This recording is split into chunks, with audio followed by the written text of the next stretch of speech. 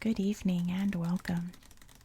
Tonight, since it's the start of October, we're going to be learning about the night sky in October.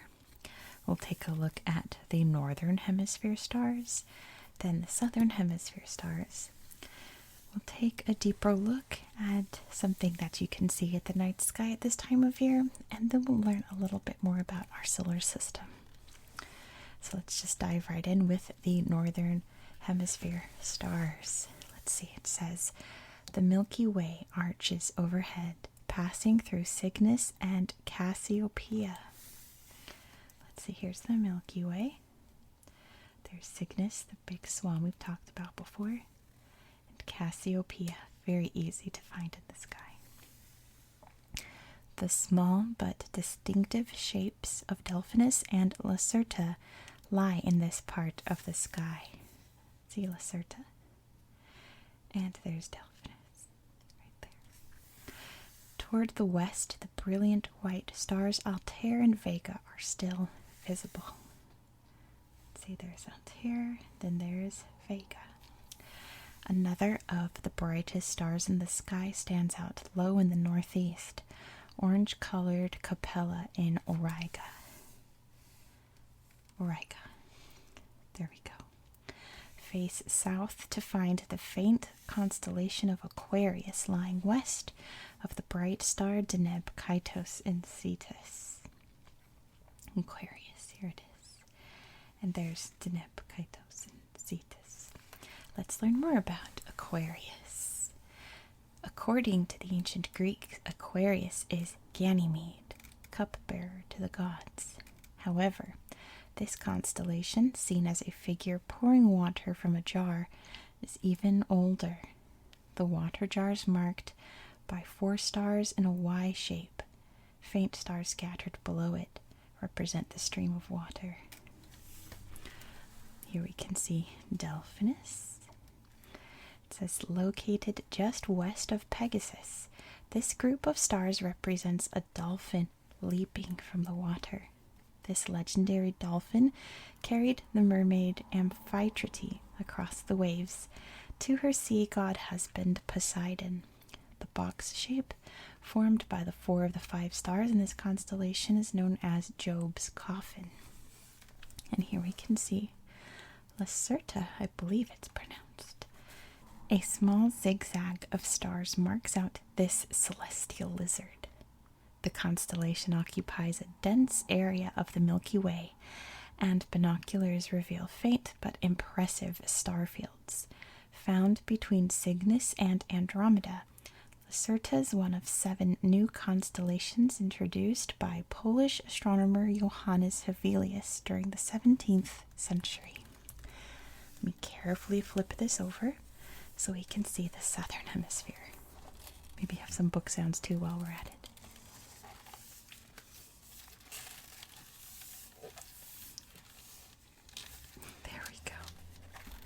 Okay, October in the southern hemisphere.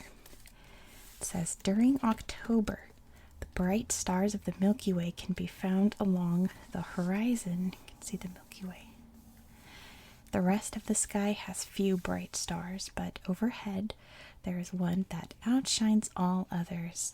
Formalhaut in the constellation of Pisces Austrinus, the southern fish. Ta-dun. At least from my astronomy class I took, oh my gosh, like way too long ago, over 15 years, oh gosh. I believe it was pronounced formalhaut in that class, but anyway. Use this as a signpost for finding the 2 main stars of the constellation of Grus lying farther to the south. Grus lying farther to the south. I've never heard of Grus. I hope that's how, maybe it's Gru or something. I don't know. I'm going to just say Grus. There it is. That wasn't much farther to the south, but there it is. Let's read about Pisces Austrinus. Love that star. Formalhaut.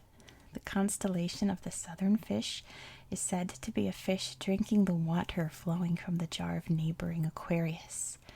A very ancient tradition says that it was the parent of the two fishes of the constellation Pisces, which lies on the other side of Aquarius. Pisces Austrinus is dominated by the bright star Formalhaut. This name comes from the Arabic word for fish's mouth. And here's Grus. Look at these two stars. So distinct. In ancient Greek times, these stars formed the tail of the southern fish. They are now a constellation in their own right, representing a crane, a long-necked water bird. The two brightest stars in this constellation are blue-white Alpha and red Beta. And did you know? The star Formalhaut is surrounded by a disk of dust where planets are probably forming. The disk is warped, and astronomers suspect it is being distorted by the gravity of a planet the size of Saturn. Also, Formalhaut is a young star aged about 200 million years. By comparison, the Sun's about 4.5 billion years old. It's a very young star. Here we go. Let's move the book very carefully. There we go. So that we can learn more about this beauty. This is Andromeda. Carefully place this down so we don't make too much noise. Perfect. Andromeda.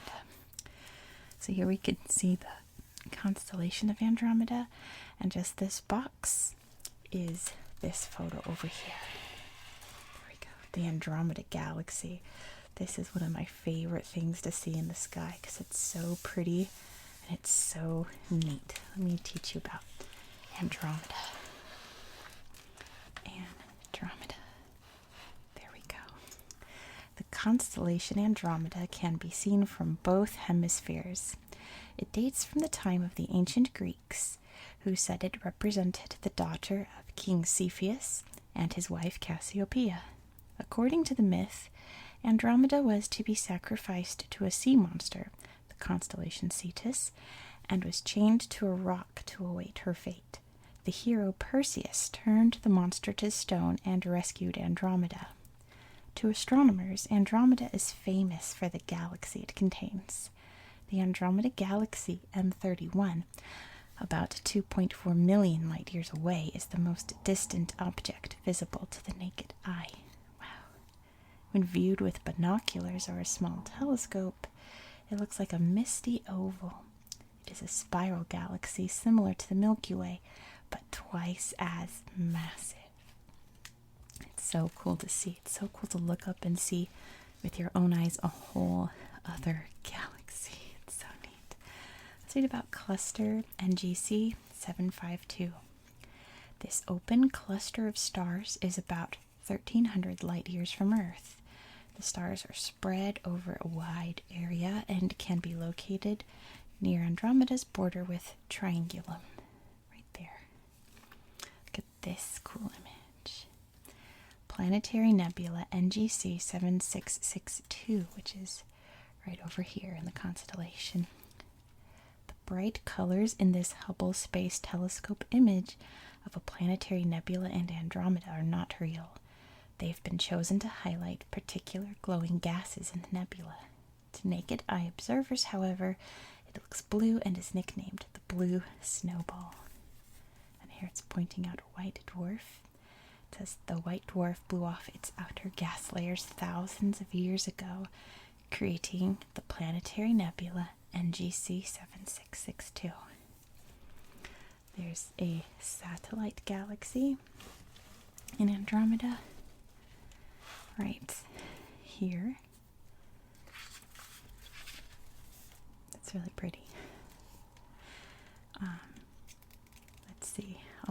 Let's see which one it is in this photo. It says the Andromeda galaxy has several small satellite galaxies, two of which are easily visible and can be seen on the main photograph.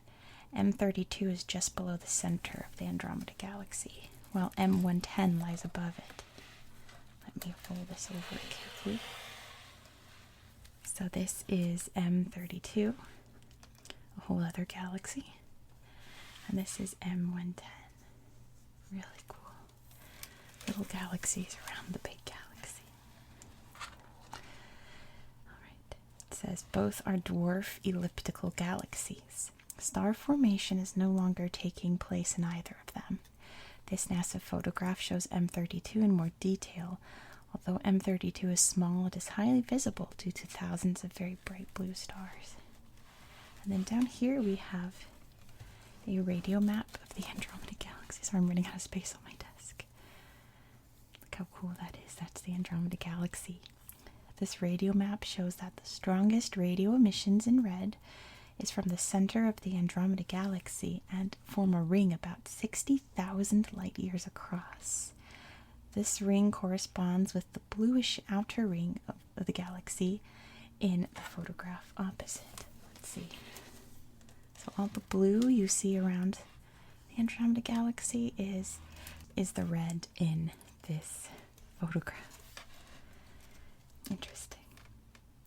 It is a region where there are many hot blue stars and where star formation is taking place.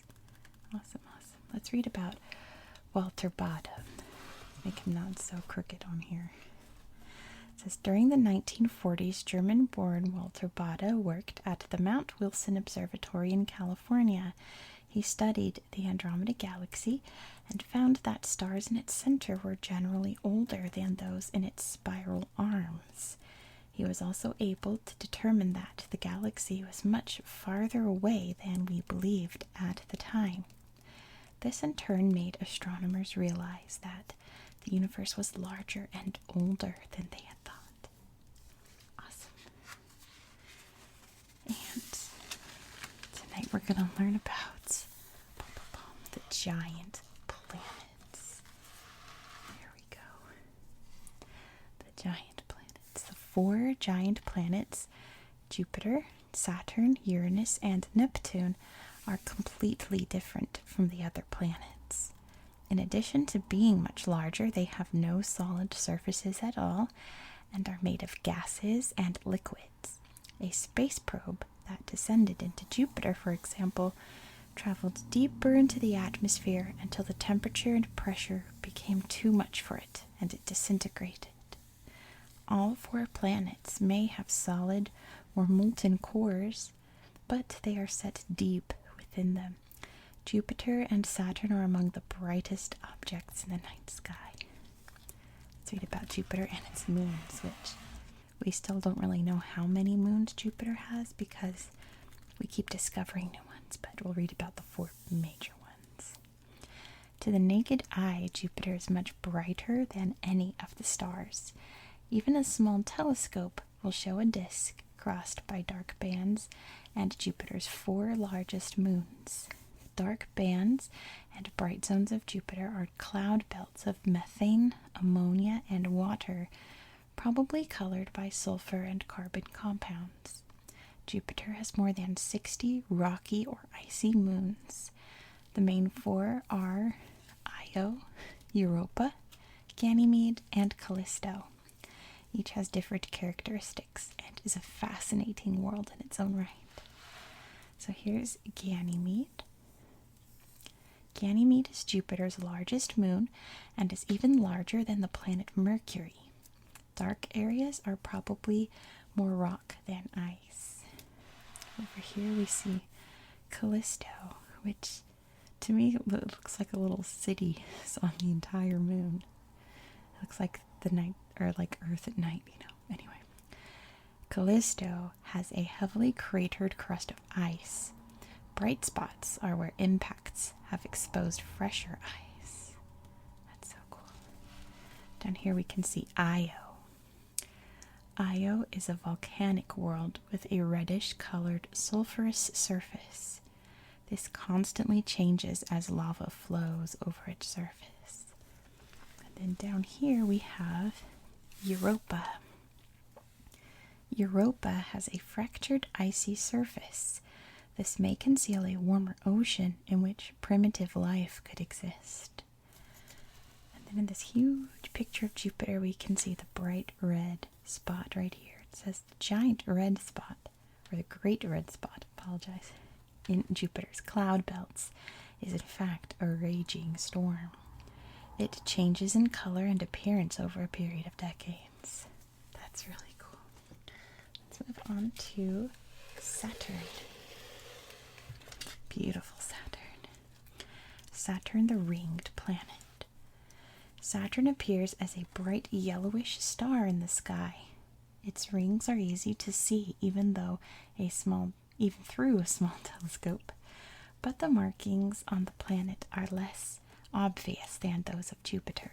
Like Jupiter, Saturn is largely made of hydrogen and helium gas, with an atmosphere that shows lighter and darker cloud belts.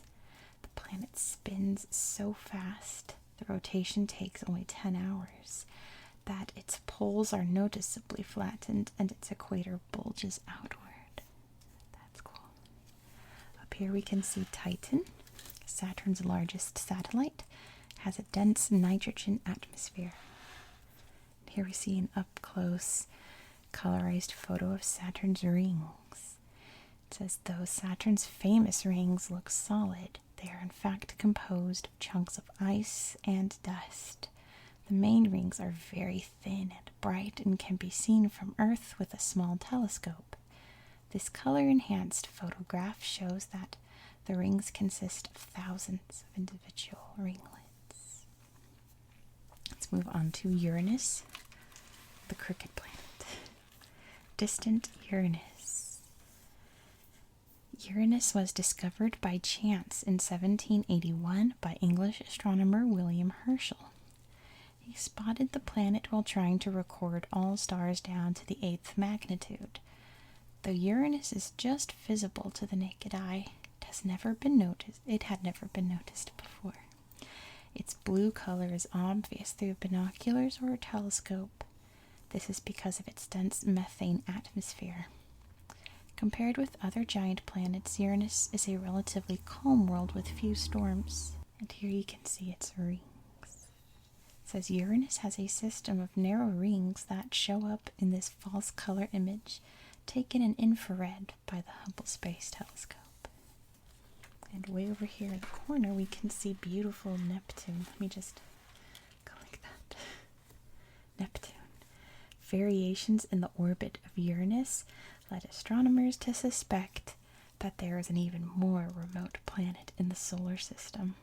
Neptune was eventually found in 1846 as a result of calculations. Binoculars are needed to see it. The planet has faint rings that are only detectable with special equipment. There's a picture here of Triton, Neptune's largest satellite. It has an icy surface. And lastly, let's read about Urbain Le Verrier. French mathematician Le Verrier calculated the position of Neptune based on the motion of Uranus. A few months before Le Verrier had completed his work, Englishman John Couch Adams also came up with the same result. However, the planet was discovered because of Le Verrier's work. Awesome. So that's going to be it for tonight. Let's listen to some binding before I let you go.